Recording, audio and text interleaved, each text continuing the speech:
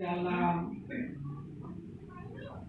malam penutupan peti dari almarhum Bapak Yulianto ini, tema saya mati dalam Tuhan.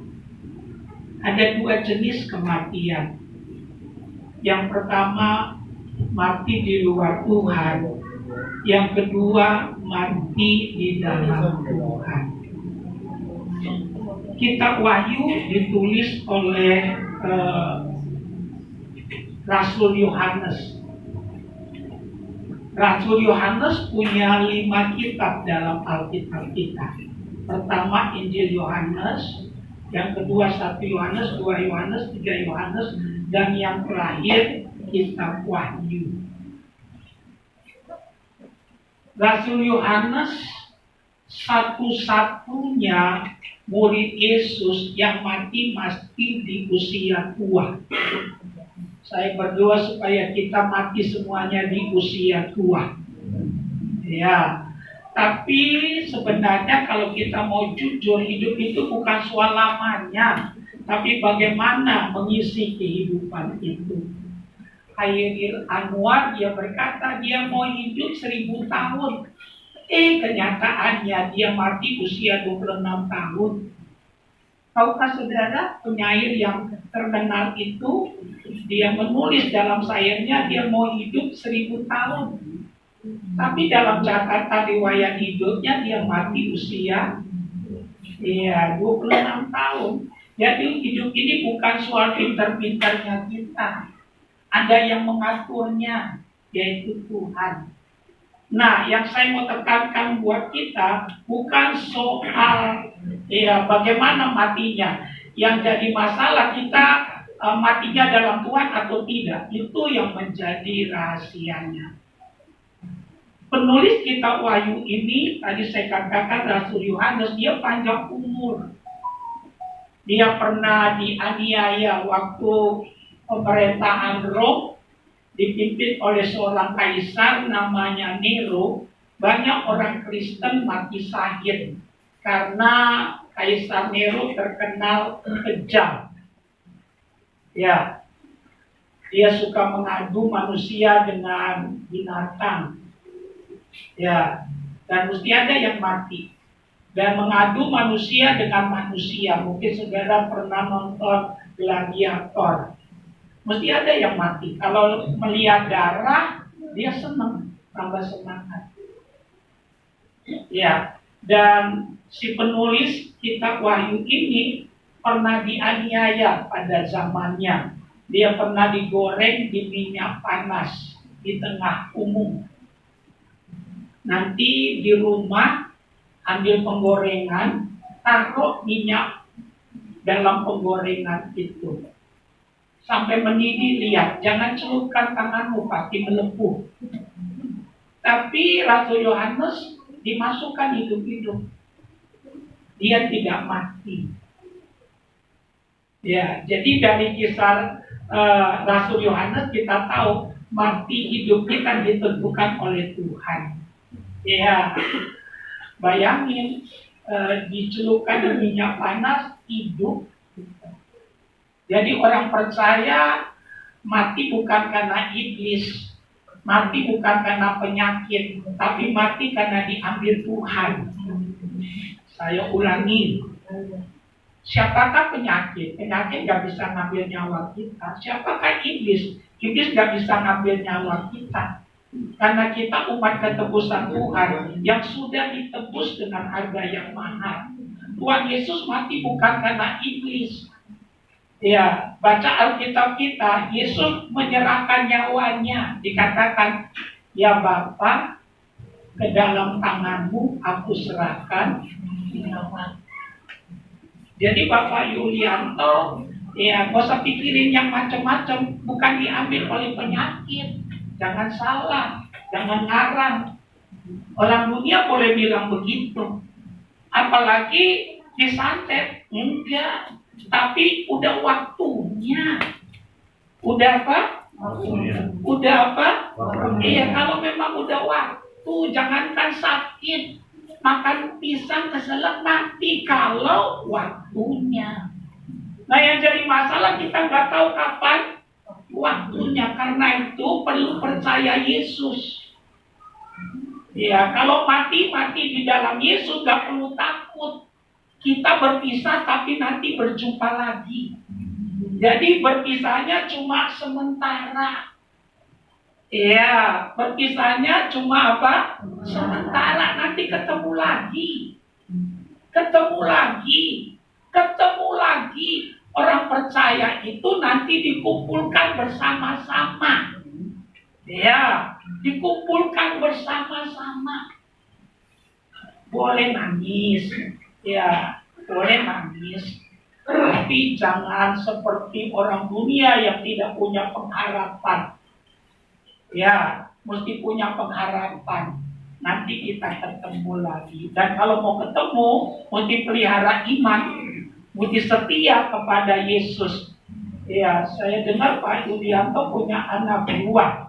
Mana yang dua? Satu. Mana? Satu angkat tangan dong. Iya, ganteng kamu. Iya. Katanya kamu cocok jadi pendeta. Iya. Pesan saya, kalau mau ketemu Papa, setia pelihara iman. Ya, jangan mabuk-mabukan, apalagi dia keriping begini, jangan. Ya, takutnya nanti waktu sangkal mati gitu. Ya, tapi kalau matinya dalam Tuhan, ketemu. Saya cuma pesen yang masih Kristen abangan, yang masih kaleng-kaleng, ayo tobat sungguh nih, percaya Yesus. Ya, supaya kalau mati dalam Tuhan. Karena dikatakan mati dalam Tuhan, berarti ada yang mati tidak dalam Tuhan. Kalau dalam Tuhan, ya saudara nggak perlu takut. Semua juga mendapat giliran. Semua juga bakal mati. Yang kaya mati. Jangan kira orang kaya nggak mati. Kalau kaya jangan sombong. Kadang-kadang baru kaya sedikit, hidungnya udah jadi matanya. Benar. Iya. Iya. Semua karena anugerah. Yang kaya mati, yang miskin juga mati. Jangan kira yang miskin yang mati. Yang pandai mati, yang bodoh mati. Yang tinggi mati, yang pendek panjang umurnya. Yang percaya. Ya. Orang pendek itu gak ada matinya. Panjang umurnya. Mati juga tapi belakang. Ya. Apalagi pendeta, betul? Nanti siapa yang nguburin jemaat ya? Ya, yang penting dalam Tuhan. Ya, di luar Tuhan binasa. Semua akan mati, tinggal tunggu giliran. Ya, tapi kalau kita dalam Tuhan, saat kita mati, disitulah kita masuk dalam dimensi kekekalan. Karena dalam dunia ini gak ada yang kekal. Saya pastikan gak ada yang kekal. Gak ada yang kekal. Waktu kita mati, disitulah kita masuk dalam dimensi kekekalan. Kalau orang percaya mati, ya dia dikumpulkan, dia beristirahat. Ya, di Firdaus namanya. Di mana? Iya, di Firdaus. Kalau nggak percaya, di mana? Di Hades. Ya. Nah, saya harus katakan nanti Yesus datang, yang percaya pada Yesus bangkit duluan. Jadi Pak Yudianto, ya nanti bangkit duluan. Ya.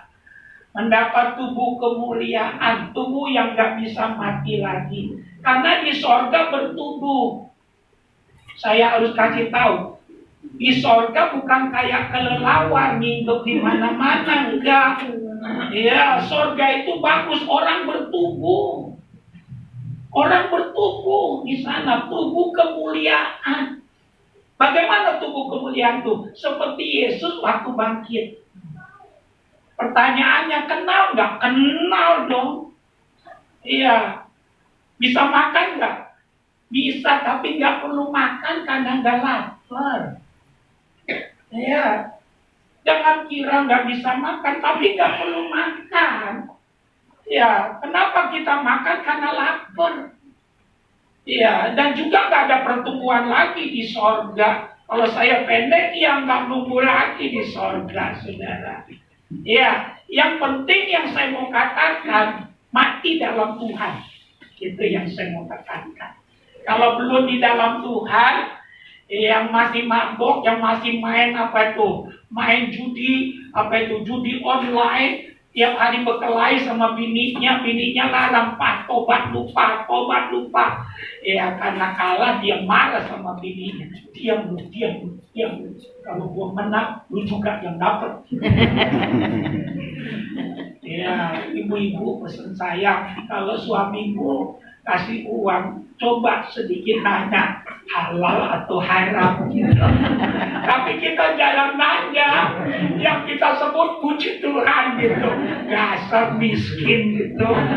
Ya, nggak pernah nanya gitu. Jadi yang saya mau katakan tobat.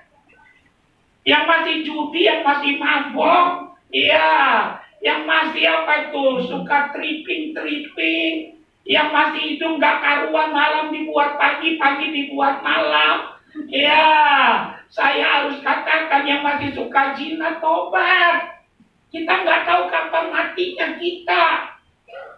Ya, tadi saya ngomong dalam pendahuluan, saya baru ketemu 2 minggu lalu, masih ngobrol kenceng lagi suaranya. Tiba-tiba saya dengar. Sampai saya bilang, yang mana? Sampai dikasih foto. Ya, si bapak di dekat saya gitu. Ya, di dekat saya.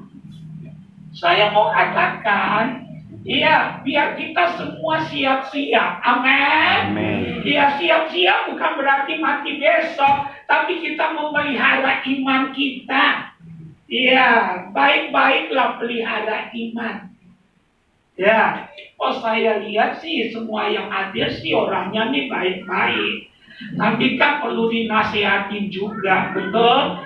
Namanya pendeta mesti ngajar yang bagus supaya nggak ada yang masuk neraka. Ya, sorga betul ada, tapi neraka juga betul ada. Tapi neraka bukan diciptakan untuk manusia. Ya, jatah manusia itu sorga, jatahku sorga.